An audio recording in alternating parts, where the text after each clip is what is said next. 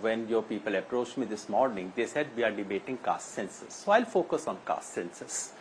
Incidentally, now that you have given the entire history of what Rahul Gandhi said, I'm sure you would have also given the history of what BJP has said. You would, I'm sure, have said that Mr. Rajnath Singh in 2018 had actually promised on the floor of the House to enumerate the OBCs, that in 2010, the entire parliament, including the BJP, had passed a consensus position, and BJP had given a written letter to Mr. Manmohan Singh to support caste census. I'm sure you would have played all that, but I'm not here to discuss any one person's changing stance. I'm simply reminding you there is absolutely no contradiction between not believing in caste and wanting to have caste census. That incidentally is my own position as well.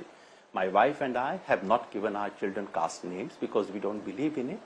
And because I do not believe in caste, because I want to eliminate caste, because I believe in annihilation of caste, therefore, as a modern, sensible person, I believe in caste census. I find it absolutely astonishing, Rahul, that we debate in this age and time, we debate something as elementary as caste census. Remember, caste census is nothing big. It's only adding one column. Hear me carefully. It's only adding one column to the questionnaire of census, which will be carried all over the country. Zero cost, zero additional effort involved in that. I'm surprised that we debate it in a situation where caste actually, this small exercise of adding a small column would give us not merely the number of castes and communities, which is a very small information. It will give us social, economic, and educational profile of each social group in this country at each level, national, state, district, and even village. Incidentally, this is exactly the kind of evidence that the courts, the judiciary has been demanding all these years. Courts have been saying, do not take any affirmative action policy without producing evidence. And I'm absolutely astonished that people oppose collection of evidence. This is like saying, well, let's not have an X-ray. How can you debate it? If you have had a fall, if there is a problem, you want to have an X-ray. You can later on debate whether it needs a plaster or it needs a surgery. How can you debate an X-ray? Which is what's happening in our country. People like us, and I want to appeal to every one of your viewers who may be opposed to caste reservation. I would invite them. In fact, if you are honest about your opposition, you should be demanding a caste census, because people who say, look, caste has disappeared, ab caste ka wo mamla nahi raha, well, let's get a census, we'll get to know it.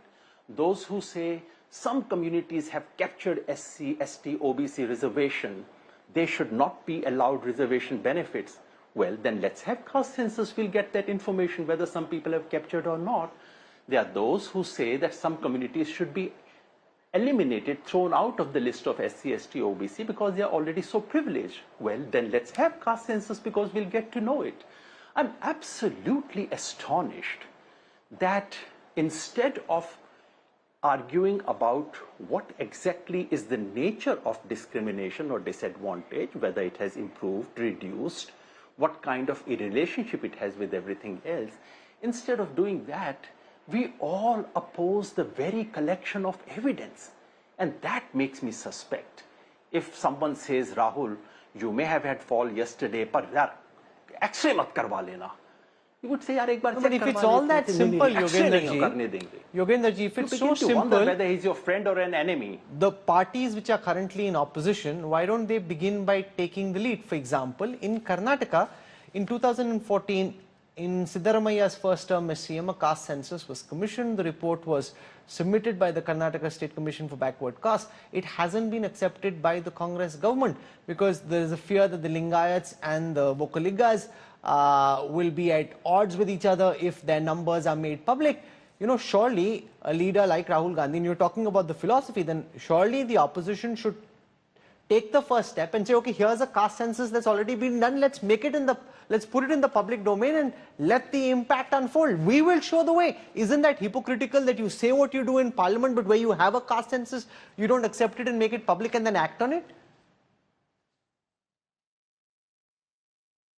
Rahul, I'm sure there would be people on the panel who are capable of defending the Congress party and Rahul Gandhi. That's not my brief here.